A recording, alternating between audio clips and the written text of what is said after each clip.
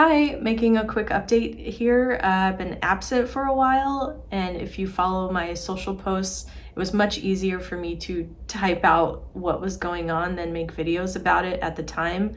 But if you missed those, I was going through breast cancer treatment most of 2024, and I just did not have the capacity to continue uploading on this channel during that, so I took a bit of a break. If there's anything you take away from this video, schedule your routine mammogram. I think the starting age is 40, but if you are younger with a family history like me, or if you just feel like something isn't right, ask your doctor for a mammogram. I did not have any physical signs or lump when I got my diagnosis, and so mammograms can be really helpful in finding things that you just can't see or feel. I say routine mammogram because it's not enough to just get one and then put it off. Keep getting them routinely, as needed. I won't go into too much detail in this video, but I do know how helpful it is for others going through this to read others' diagnosis, so I'll include some extra info in the description. I have a family history of breast cancer, so I've been getting routine screenings since I was 28, and in the mammogram from last year, I was 39 at the time. It showed suspicious findings of some microcalcifications, and the biopsy after that showed DCIS, which is stage 0 breast cancer. I met with a breast surgeon for the next steps, and they do genetic testing, which helps you decide on the surgery to choose for this. I did test positive for the BRCA2 genetic mutation, which I wasn't too surprised at because of my family history, but having proof of that does confirm it for you and then helps you decide, because if you have that, you're at a higher risk of recurrence than the normal population.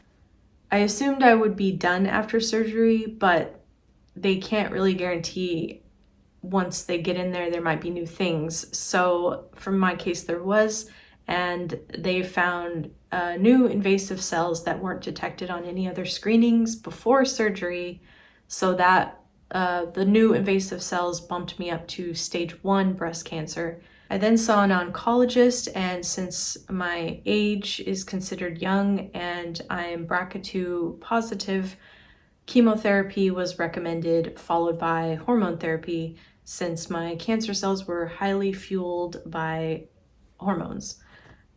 So I did chemotherapy from August to November. The obvious sign of that I've been through chemo is my short hair. This is not my preferred style, but I'll take it. Like, it's hair coming back and I'll take it.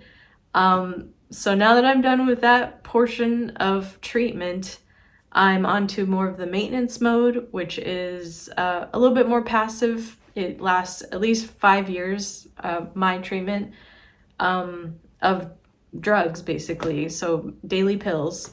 And this maintenance mode is considered hormone therapy and targeted therapy, which further reduces my risk of recurrence over the next 10 years of my life, or 5 to 10 years. It's a lot. This has all been like a lot of information. A big thing I've learned going through this and talking to others who have gone through treatment is that everybody's is different and unique to them. My treatment is not the same as my mother's or my grandmother's or my great-grandmother's, my great-grandmother didn't even have the option for treatment. That was probably in like the 30s. So yeah, it continues. It just kind of blew my mind that how much treatment for breast cancer has changed.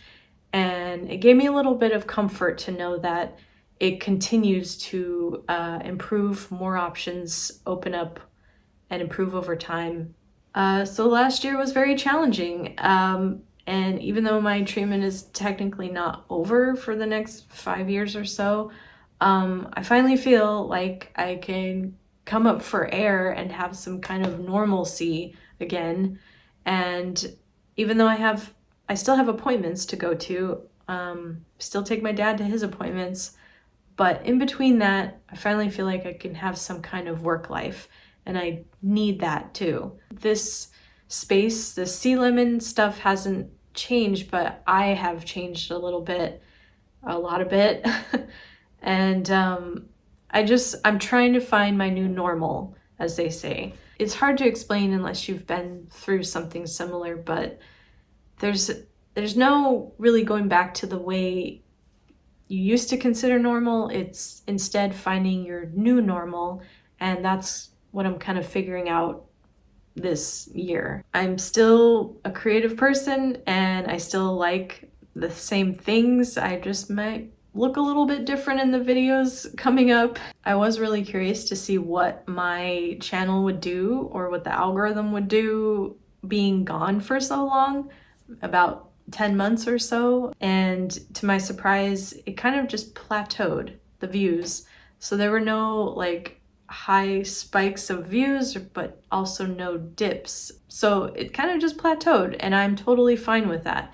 And I've realized that that's probably because I have over 10 years worth of evergreen videos. So my old videos continue to get visited and watched because they're tutorials.